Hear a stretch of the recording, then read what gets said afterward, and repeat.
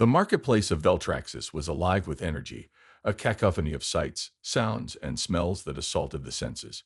Holographic banners floated above stalls, advertising everything from exotic spices to rare alien artifacts. Merchants shouted over one another, hawking their wares to passers-by who navigated the crowded aisles. Hovercarts zipped through narrow pathways, narrowly avoiding collisions as shoppers bartered and haggled under the planet's twin suns.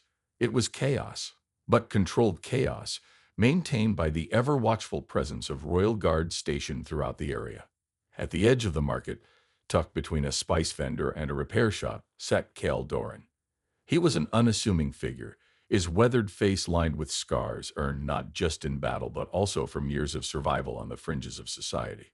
Once a decorated soldier in the Veltraxian military, Cal had long since abandoned the uniform and the violence it represented for a quieter life. These days, he spent his time fixing broken tech for local merchants, earning enough credits to scrape by while avoiding anything that might draw attention to himself. Kel worked silently, his calloused hands deftly repairing a damaged hovercart for a young vendor named Lyra. She was barely out of her teens, her wide eyes filled with gratitude as she watched him work. "You're amazing, Kale," she said softly, clutching the straps of her worn satchel. "I don't know what I'd do without you."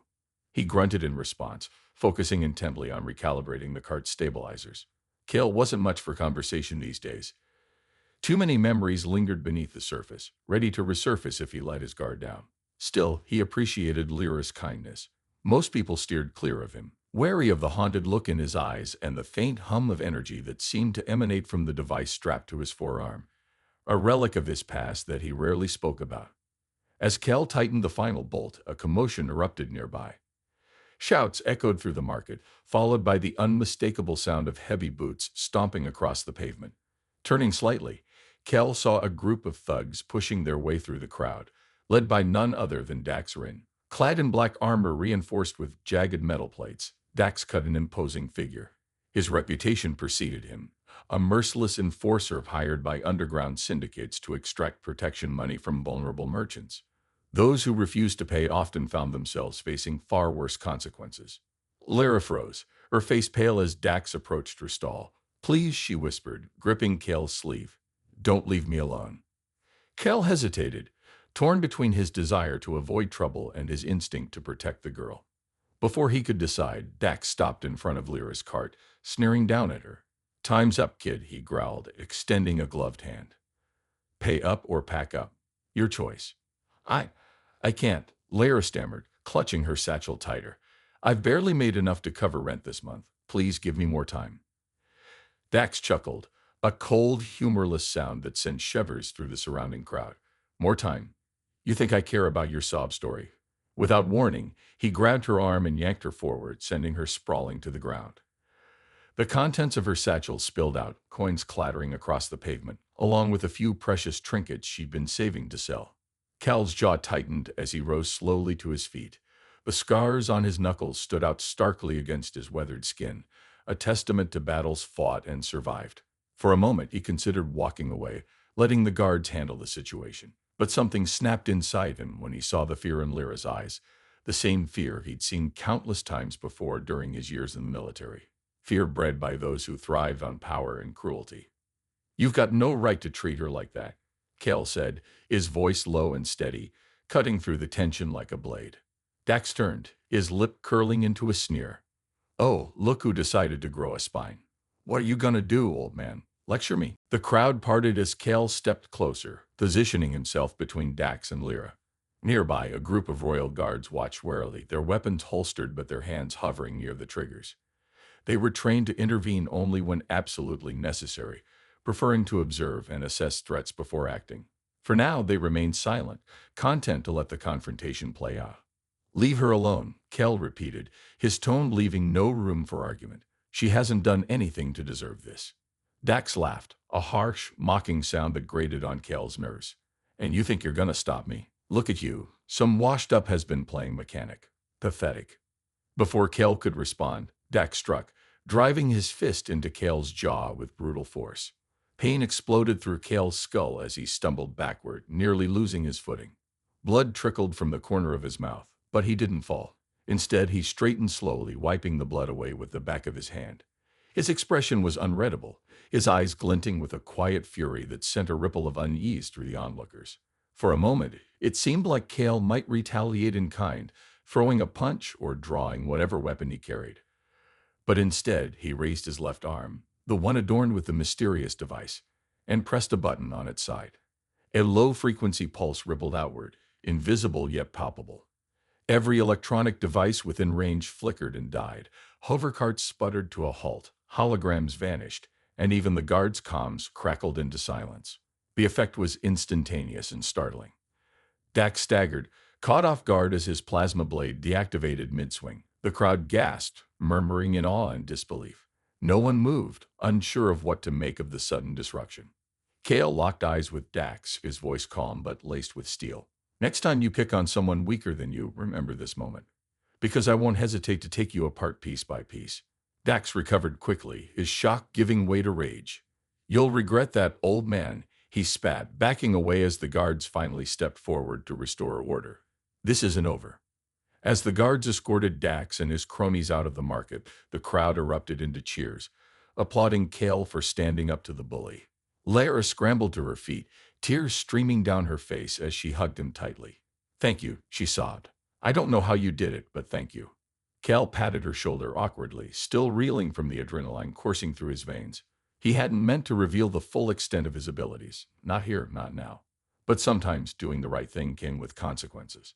As the cheers faded and the market returned to its usual bustle, Cal couldn't shake the feeling that this incident would come back to haunt him.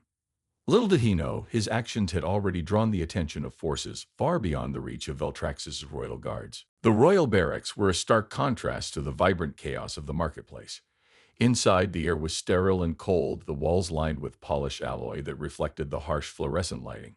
The detention cell where Kale now sat was small but functional, a boxy space with a single bench bolted to the floor and a transparent energy barrier sealing him in. Outside, two guards stood at attention, their faces impassive as they monitored his every move. Kale leaned back against the bench, his arms crossed over his chest. Blood still trickled faintly from the corner of his mouth, though he'd stopped bothering to wipe it away. His mind raced, replaying the events of the past hour. He hadn't intended to cause such a scene. His only goal had been to protect Lyra. But the revelation of his hidden tech had drawn more attention than he'd anticipated. Now he found himself caught in the crosshairs of Veltrax's rigid justice system, unsure whether he be hailed as a hero or condemned as a threat. The energy barrier shimmered briefly as the door slid open, admitting a tall figure clad in the crimson and gold uniform of the Royal Guard captaincy. She moved with purpose, her boots clicking sharply against the metal floor. Her sharp green eyes scanned Kale dispassionately before she stopped just outside the cell, crossing her arms. Kale Doran, she said, her voice crisp and authoritative. I'm Captain Silra, then. Do you have any idea how much trouble you're in? Kale raised an eyebrow, unfazed by her tone. Depends on who's asking. Silra frowned, clearly unaccustomed to defiance. Let me clarify. You disrupted public order, disabled royal equipment, and used unauthorized technology in full view of civilians and officers alike. That makes this my jurisdiction and my problem. Kale shrugged, leaning forward slightly. If you're looking for an apology, don't hold your breath. I did what I had to do. And what exactly did you have to do? Syra pressed, stepping closer to the barrier. Save a vendor? Humiliate a thug? Or demonstrate capabilities that raise serious questions about your allegiance? Her words hit their mark, though Kale didn't flinch. My allegiance is my own business. As for the rest, ask anyone out there. He gestured vaguely toward the market beyond the barracks. They'll tell you I stopped someone who deserved it. Salra studied him for a moment, her expression unreadable. There was something about Kale that intrigued her. Not just his calm demeanor in the face of arrest, but the subtle confidence radiating from him. It wasn't arrogance, it was experience. She'd seen men like him before, soldiers who carried the weight of countless battles beneath layers of scars and silence. But there was also something unusual about him, something she couldn't quite place. You're ex-military, she said finally, her tone softer but still probing. Special Ops Division, if I recall correctly. Decorated, too. What happened to you, Kale? Why are you fixing hovercarts instead of serving your planet? Kale stiffened imperceptibly, his gaze dropping to the floor. Memory surged unbidden, Flashes of smoke-filled battlefields, comrades lost, orders followed without question. He'd left all of that behind when he realized the cost of loyalty wasn't worth the price. But explaining that to someone like Silra, whose entire life revolved around duty and discipline, felt futile. That life ended a long time ago, he replied simply. This one suits me fine. Silra nodded slowly, sensing she wouldn't get more from him, at least not yet. Fair enough. But you should know, your little stunt has bigger implications than you might realize. People are talking. Some see you as a vigilant hero. Others aren't so sure. Public reaction and rising tensions. News of the incident spread quickly across Veltraxis, amplified by social feeds and gossip networks. By nightfall, footage of Kale disabling Dax's weapon and the subsequent shutdown of electronics in the market had gone viral. Opinions divided sharply. On one side were those who praised Kale for standing up to a bully, hailing him as a symbol of resistance against corruption and oppression. On the other were voices calling for accountability, arguing that his use of advanced, unregistered tech posed a danger to public safety. In the royal palace, debates raged among council members and military leaders. Commander Jurek Wren, the elder brother of Dax Rin, stormed into the war room, slamming his fists on the table. This cannot stand, he bellowed, his face flushed with anger. That man humiliated my brother and undermined our authority in front of an entire district. Admiral Nessa Torin, head of the Special Ops Division, raised a hand to quiet him. Calm down, Jurek. Your brother brought this on himself by acting recklessly. We need to focus on the bigger picture. Jurek glared at her. The bigger picture? A rogue operative with classified technology walks free after causing widespread disruption. If we don't act decisively, others will follow his example. Nessa leaned back in her chair, tapping her fingers thoughtfully.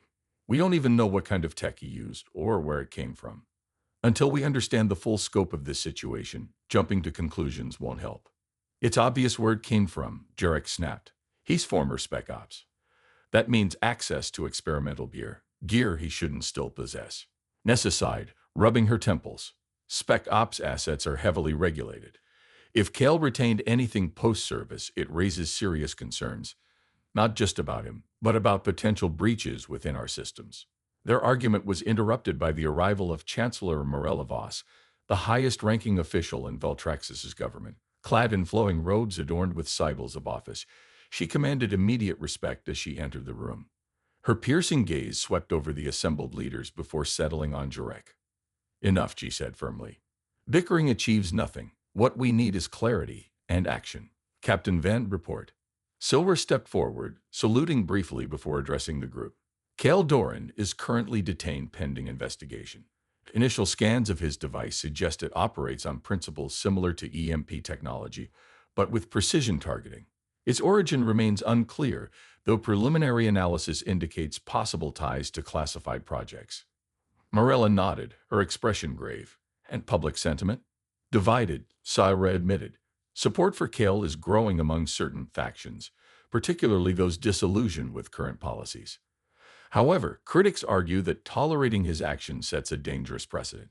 Morella turned to Nessa. Can we confirm whether Kale retained access to classified materials upon discharge? Nessa hesitated. Not definitively. Records show he returned all issued equipment, but audits weren't conducted thoroughly during that period. Oversight lapses could have occurred. Then find out, Morella ordered, and determine whether others may be involved. In the meantime, keep Kale under close surveillance. If necessary, leverage him as an asset, but tread carefully. His popularity could either stabilize or destabilize the region. A complicated alley. Back in the detention cell, Kale was beginning to feel restless. Hours had passed since his arrest, and no one had offered answers or release. Just as frustration threatened to boil over, the energy barrier shimmered again, and Selra reappeared, accompanied by a young woman wearing civilian attire. This is Specialist Terran Solis, Syra introduced, gesturing to the newcomer. She's here to assist with technical analysis of your device. Terran stepped forward, extending a hand tentatively. Nice to meet you, Mr. Doran. May I take a look at your arm? Cal hesitated, then extended his left arm reluctantly. Terran examined the device closely, her brow furrowing as she ran diagnostics using a handheld scanner. After several minutes, she looked up, her expression uneasy. I've never seen anything like this, she admitted. It's highly sophisticated, far beyond standard issue tech. Where did you get it? Kel met her gaze evenly. Doesn't matter. Will it get me out of here? Sora exchanged a glance with Karen before responding. Possibly. But first, we need cooperation. Tell us everything you know about its origins and why you kept it. Cal sighed, weighing his options. Trusting these people went against every instinct he'd honed over years of survival. Yet staying silent might mean remaining locked up indefinitely, or worse. Finally, he spoke. The device was part of a Black Ops project I worked on before leaving the service. It was supposed to be decommissioned, but let's just say mistakes were made. What kind of mistakes? Syra pressed. Cal hesitated, then added cryptically, the kind that leave loose ends. And loose ends tend to attract attention. Before Silra could respond, alarms blared throughout the barracks. Red lights flashed as automated alerts echoed through the halls. Outside, the sound of explosions rattled the walls, followed by shouts and the unmistakable hum of plasma weapons firing. What the hell is going on? Syra demanded, activating her comlink. Static crackled in response. Unknown hostiles approaching the perimeter. A panicked voice reported, "Orders?" Selra cursed under her breath. Turning to Kale, she made a decision. "You're coming with us. Whether you're an ally or a liability, we can't afford to leave you behind." As the trio rushed toward the exit, Kel couldn't shake the feeling that the storm brewing around him was only beginning. Whatever secrets his past held, they were about to come crashing down. And he wasn't sure anyone would survive the fallout. The barracks erupted into chaos as alarms blared and explosions rocked the building. Smoke poured through ventilation shafts, stinging their eyes and making it hard to breathe. Selra barked orders into her comlink, but static was all that responded. Whoever, or whatever, was attacking had jammed communications, leaving them blind and isolated. "Stay close," Syra shouted over the din, drawing her plasma pistol. She motioned for Terran and Kel to follow her down a narrow corridor leading away from the detention cells. Behind them, the sound of shattering glass and heavy boots signaled intruders breaching the outer defenses. Kel moved quickly, his mind racing. He'd seen enough combat in his lifetime to recognize the signs of a coordinated assault. These weren't random thugs or opportunistic raiders. They were professionals. Their timing couldn't be coincidence. Someone knew he was here, and they wanted him silenced, or worse. Taryn stumbled slightly, clutching her scanner tightly. Her wide eyes darted nervously between the flickering lights overhead and the shadows ahead. "What's happening? Who are these people?" "No time for questions," Syra snapped, though not unkindly. "Just keep moving." They reached an intersection where two corridors diverged, one leading toward the armory, the other toward the evacuation tunnels. Silra hesitated, weighing their options. The armory would give them weapons and supplies, but reaching it meant crossing open ground exposed to enemy fire. The tunnels offered safer passage, but risked trapping them underground if the attackers sealed exits behind them. Before she could decide, a deafening blast shook the structure, sending chunks of debris cascading onto the floor. A squad of heavily armed mercenaries rounded the corner, their faces obscured by sleek helmets equipped with visor etudes. They opened fire without hesitation, plasma bolts searing the air. "Take cover," Cal yelled, shoving Terran behind a fallen support beam just as a bolt grazed his shoulder. Pain flared, but adrenaline dulled the sensation. He glanced at Silra, who returned fire with precision, taking down one mercenary before ducking back into cover. "We're outnumbered," she growled, reloading her weapon. "Any bright ideas?" Cal's gaze shifted to the device strapped to his forearm. Its low hum grew louder, responding instinctively to the surge of energy around them. He clenched his jaw, knowing what he had to do. "Cover me." "What are you planning?" Syra demanded, frowning. "You'll see." Without waiting for approval, Kel stepped out from behind the beam, raising his arm. A pulse of electromagnetic energy surged outward, disabling the mercenaries' weapons mid-fire. Sparks flew as circuits overloaded, forcing the attackers to retreat momentarily.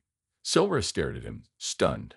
"You've got to be kidding me. That thing packs more punch than I thought." "It's not infinite," Kel replied grimly, flexing his fingers. "I can't keep doing that indefinitely." "Well, make it count," she shot back, gesturing toward the armory. "Let's move." Unraveling secrets. Inside the armory, they scavenged what they could: additional weapons, medkits, and portable shields. Terran worked frantically to repair her damaged scanner. muttering under her breath about proprietary encryption protocols. Meanwhile, Kale inspected the device on his arm, noticing faint cracks forming along its casing. Whatever power source fueled it was beginning to destabilize, a reminder that even his greatest asset had limits. As they regrouped, Silra turned to Kale, her expression serious. All right, spill it. What exactly is this thing, and why does it look like something out of classified archives? Cal hesitated, then relented. It's called the nullifier. Designed for covert operations, disabling tech without collateral damage. Supposed to decommission after field tests ended. Clearly, someone forgot to collect all the prototypes. And you kept yours, Syra accused, her tone sharp. I didn't steal it, Cal countered. It was given to me for services rendered. When I left the service, I figured no one cared enough to come after it. Guess I was wrong. Taryn looked up from her work, intrigued. Services rendered? Like what? Cal avoided her gaze, focusing instead on adjusting the nullifier's settings. Classified. Suffice it to say, I did things most people wouldn't dream of, and lived long enough to regret it. Silra studied him closely, piecing together fragments of his story. So whoever's attacking us isn't just after you. They're after the nullifier too. Which means there's more to this than meets the eye. Before anyone could respond, another explosion rocked the barracks, closer this time. Dust rained down from the ceiling, and the lights flickered ominously. Outside, shouts echoed as reinforcements arrived. Both royal guards attempting to repel the invaders and additional mercenaries flooding the compound. We need to get out of here, Taryn urged, clutching her repaired scanner. If we stay, we're dead. Silra nodded, already formulating a plan. Evacuation tunnels it is. But we'll need a distraction to buy us time. Kel smirked faintly, despite the gravity of the situation. Leave that to me. A desperate gambit. The evacuation tunnels stretched beneath the barracks like veins threading through rock. Dim emergency lighting illuminated jagged walls streaked with moisture, casting eerie shadows that danced with every step. The trio moved swiftly, navigating twists and turns designed to confuse intruders. Behind them, the sounds of battle grew distant, but not silent. Kale led the way, using the nullifier sparingly to disable traps and security systems blocking their path. Each use drained more energy, causing the device to emit intermittent sparks.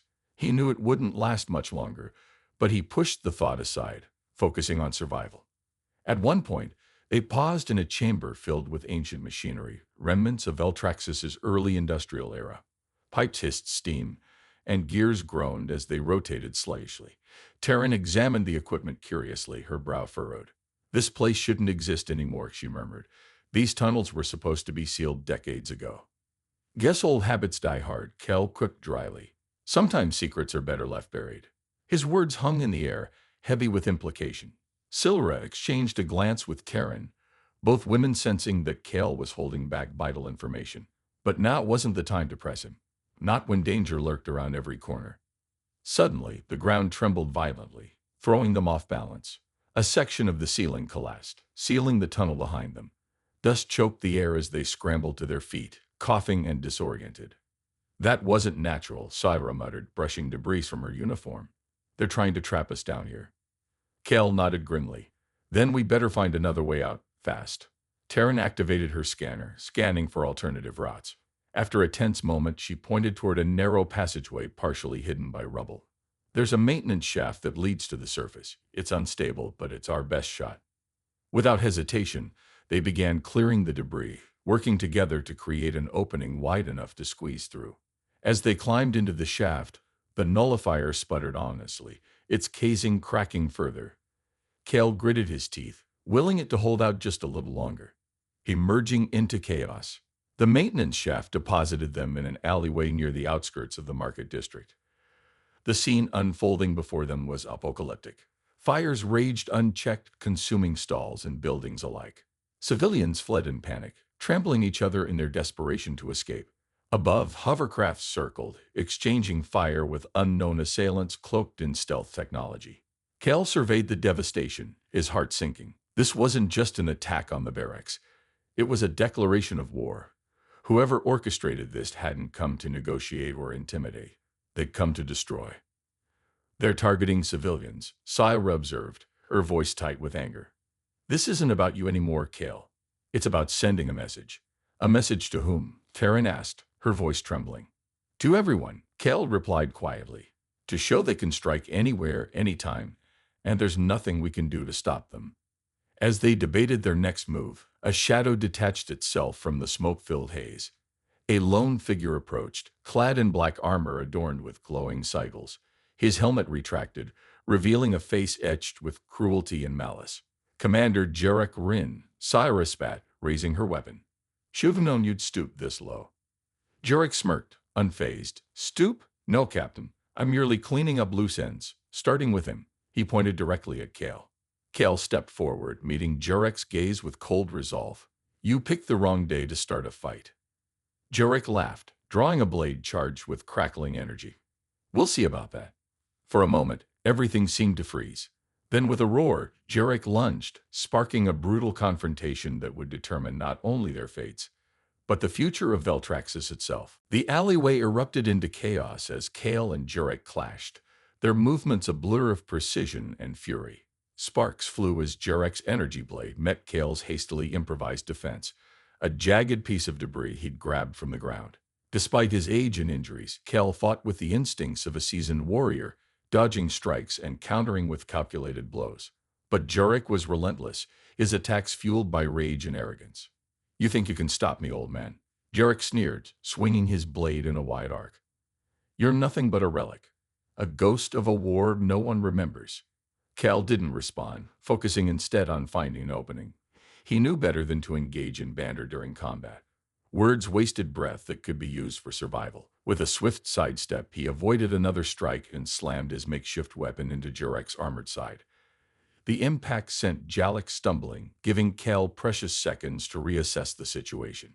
Behind them, Silra and Terran worked together to neutralize the mercenaries closing in around them. Silra fired her plasma pistol with deadly accuracy, taking down 2 attackers before tossing a smoke grenade to obscure their position. Terran, though inexperienced in combat, proved resourceful, using her scanner to identify weak points in enemy armor and directing Silra's shots accordingly. Keep moving! Cyber shouted, covering their retreat as they backed toward a nearby warehouse. Its battered metal doors hung slightly ajar, offering temporary refuge. They slipped inside, sealing the entrance behind them just as enemy fire peppered the walls. Inside, the air was thick with dust and the acrid smell of burnt electronics. Shelves lined the space, stacked high with crates and discarded machinery. It was dark and cluttered, a perfect place to stage a last stand. A moment of truth. As they caught their breath, Kel turned to Silra, his expression grim. This isn't over. Jarek's not working alone. Someone bigger is pulling the strings. Silra nodded, reloading her weapon. We figured as much. But who? And why target you specifically? Kel hesitated, then sighed. It's the nullifier. Whoever controls it gains an edge in any conflict, military or political. That's why I kept it hidden all these years. If it falls into the wrong hands. It already has, Terran interjected, holding up her scanner. I've been analyzing its frequency patterns. They match signals linked to off-world syndicates, specifically the Obsidian Consortium. The Obsidian Consortium? Syra repeated, frowning. They're supposed to be a myth. A bougie man whispered about in intelligence circles. They're real, Kel confirmed. And if they've resurfaced, it means they're planning something big, something catastrophic. Before anyone could respond, the sound of heavy boots echoed outside. Jarek's voice boomed through the door.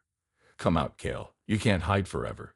Surrender now, and maybe, just maybe, I'll let your friends live. Cal clenched his fists, torn between anger and desperation. He couldn't risk innocent lives, especially not those of people who had tried to help him. But surrender wasn't an option either, not when the stakes were this high. We need a plan, Terran urged, her voice trembling but determined. We can't fight our way out of this.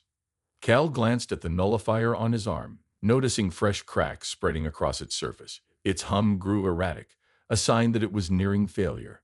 He knew what he had to do, but it would come at a cost. I have an idea, he said finally, turning to face the others. But you won't like it. The sacrifice. Cal quickly outlined his plan. He would use the nullifier one final time to disable the mercenaries' weapons and disrupt their communications. While they were disoriented, Silra and Terran would create a diversion, drawing Jarek and his forces away from the warehouse. Once separated, Kale would confront Jarek alone, buying enough time for the others to escape. No, Syra protested immediately. You're not sacrificing yourself for us. It's not a sacrifice, Kel countered. It's strategy. Besides, I've faced worse odds and lived. Trust me. Taryn stepped forward, her eyes wide with determination. He's right. We don't have a choice. If we stay together, we're all dead. Silra hesitated, torn between duty and loyalty. Finally, she nodded reluctantly. Fine, but if you die, I'll personally haunt you for being reckless. Cal smirked faintly, appreciating the attempt at levity. Duly noted. With the plan set, they prepared for execution. Cal positioned himself near the entrance, channeling every ounce of focus into stabilizing the nullifier's failing systems. Silra and Terran armed themselves with whatever makeshift weapons they could find, ready to spring into action. On Cal's signal, he activated the nullifier, unleashing a massive pulse of electromagnetic energy. Lights flickered and died, plunging the area into darkness. Weapons sputtered and failed, leaving the mercenaries scrambling in confusion. Seizing the opportunity, Silra and Terran burst out of the warehouse, firing salvos of plasma bolts to draw attention away from Cal. Jurek roared in frustration, ordering his men to regroup. Find them, he barked, his voice cutting through the chaos. And bring me Cal alive. As the mercenaries split up to pursue Silra and Terran, Cal emerged from the shadows, his eyes locked onto Jurek. Looking for me. Jurek spun, his blade crackling back to life as the nullifier's effects faded. You're persistent, I'll give you that. But persistence won't save you. The two men circled each other, the tension between them palpable. For a moment, neither moved, each waiting for the other to make the first mistake. Then, with a roar, Jurek lunged, initiating a brutal exchange of blows. Revelations and resolve. Despite his superior strength, Jurek underestimated Cal's experience and cunning. Every swing of his blade was met with precise counters, forcing him to expend energy recklessly. Blood dripped from both men as the fight dragged on, neither willing to yield. Finally, Cal spotted an opening. As Jurek swung wide, he ducked under the arc and drove his elbow into Jurek's exposed ribs. The blow knocked the wind out of him, sending him stumbling backward. Cal pressed the advantage, slamming his fist into Jurek's helmet and shattering the visor. Breathing heavily, Jurek collapsed to his knees, glaring up at Cal with pure hatred. You think you've won? This changes nothing. The Obsidian Consortium will burn this planet to ash, and there's nothing you can do to stop them. Cal crouched down, meeting Jurek's gaze with cold resolve. Then I'll burn with it, but not before I take you down with me. With that, he delivered a final, decisive blow, rendering Jurek unconscious. Exhausted but victorious, Cal rose to his feet, surveying the battlefield. Fire still raged in the distance, casting long shadows across the ruins of the marketplace. Civilians huddled together, searching for safety amidst the devastation. Silra and Terran returned moments later, their faces streaked with soot and sweat. Is it done? Syra asked, her voice tight with emotion. For now, Cal replied, his tone weary but resolute. But this is far from over. The Obsidian Consortium won't stop until they've achieved their goals, and they'll come after anyone standing in their way. Terran clutched her scanner tightly, her expression troubled. What do we do next? Cal looked at them, seeing not just allies but kindred spirits united by a shared cause. We fight, together. The aftermath of the battle was eerily quiet, broken only by the crackle of distant flames and the faint hum of emergency drones surveying the wreckage. Cal stood amidst the ruins, his body battered but his spirit unbroken. The nullifier on his arm had finally given out, its casing shattered and its core inert. Without it, he felt exposed, vulnerable in a way he hadn't experienced in years. But there was no time to dwell on loss. The war they were fighting was far from over. Silra approached him, her uniform singed and her expression grim. Casualty reports are coming in. Dozens dead, hundreds injured. The market district is decimated. Cal nodded, his jaw tightening. Jurek wasn't acting alone. Someone gave him orders, and whoever that is won't stop until their plan succeeds. Terran joined them, clutching her scanner tightly. Her hands trembled as she scrolled through data streams, piecing together fragments of intercepted communications. I've traced some of the signals back to an orbital platform near Veltrax's moon. It's shielded, heavily fortified, but it matches the Obsidian Consortium's signature. Their base of operations, Syra concluded, her voice sharp with determination. If we take it down, we might cripple their efforts here. Cal shook his head, his gaze distant. It won't be enough. Destroying one outpost won't stop them. The Obsidian Consortium operates across the galaxy. Their reach goes deeper than we realize. Then what do you suggest? Taryn asked, her voice tinged with desperation. We can't just sit back and let them destroy everything. No, Cal agreed, turning to face them fully. But we need more than brute force. We need allies, people who understand the stakes and are willing to fight alongside us. Forging alliances. Over the next few hours, Kale, Silra, and Taryn worked tirelessly to rally support. They reached out to trusted contacts within Veltrax's military, underground resistance groups, and even sympathetic civilians who had witnessed the destruction firsthand. Word spread quickly about Kale's stand against Jarek and the mercenaries, turning him into a reluctant symbol of hope for those desperate to resist the Obsidian Consortium's tyranny. In a secure bunker beneath the city, they convened a council of leaders representing various factions. Admiral Nessa Torin arrived, her presence commanding respect despite the chaos surrounding them. Chancellor Morelevos joined via holographic projection, her expression grave but resolute. We cannot afford to underestimate the enemy, Morella began, addressing the group. The Obsidian Consortium thrives on fear and division. To counter them, we must unite, not just Veltraxis, but every planet they seek to exploit. Admiral Nessa nodded in agreement. Our intel suggests they're planning a coordinated assault on multiple systems, targeting key trade routes and resource hubs. If successful, they'll destabilize entire sectors. Kel stepped forward, drawing the attention of everyone in the room. This isn't just about Veltraxis anymore. It's about survival for all of us. They've already proven they'll stop at nothing to achieve their goals. If we don't act now, they'll keep expanding until there's nothing left to oppose them. His words resonated deeply, sparking murmurs of agreement among the assembled leaders. For the first time in years, disparate factions set aside their differences, pledging to work together under a unified banner. Plans were drawn up, resources allocated, and strategies devised, all centered around dismantling the Obsidian Consortium's network piece by piece. Unveiling the conspiracy. As preparations for the counteroffensive gained momentum, Taryn made a breakthrough. Buried deep within the encrypted files recovered from Jarek's comms device was a trail leading to the consortium's true objective. A classified project known as Eclipse Protocol. Details were sparse, but what little information they uncovered painted a chilling picture. They're building a superweapon, Taryn explained, projecting holographic schematics onto the wall. Using stolen technology from dozens of worlds, including Veltraxis, its primary function appears to be planetary-scale devastation, capable of rendering entire civilizations extinct.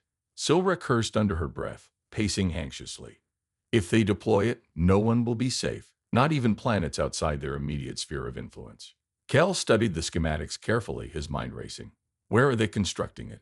Taryn hesitated, then pointed to a location marked on the map, a remote asteroid field orbiting a dying star.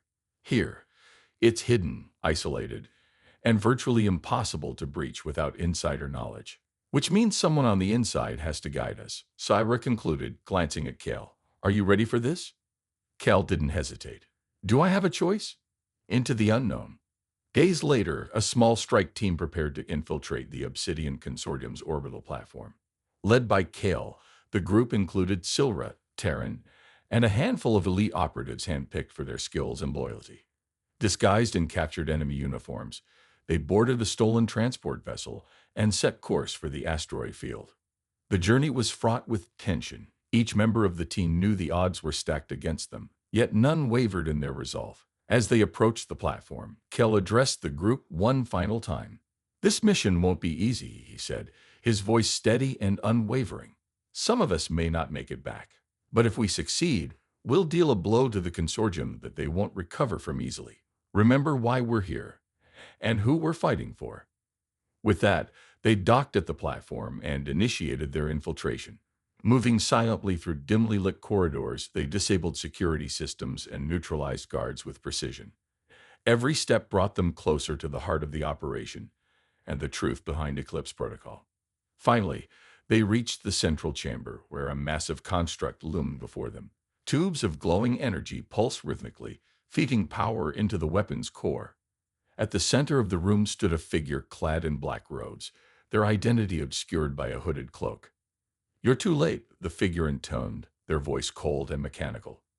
Eclipse protocol is nearly complete. Your resistance is meaningless. Cal stepped forward, his eyes narrowing. Not while I'm still breathing. The figure laughed. A hollow, menacing sound. You think you can stop destiny? Fools like you always try. And fools like you always fail. Before Kel could respond, alarms blared throughout the facility. Reinforcements poured in, forcing the team to split up and defend themselves. Amid the chaos, Terran managed to plant explosives along critical junctions, setting the stage for their escape.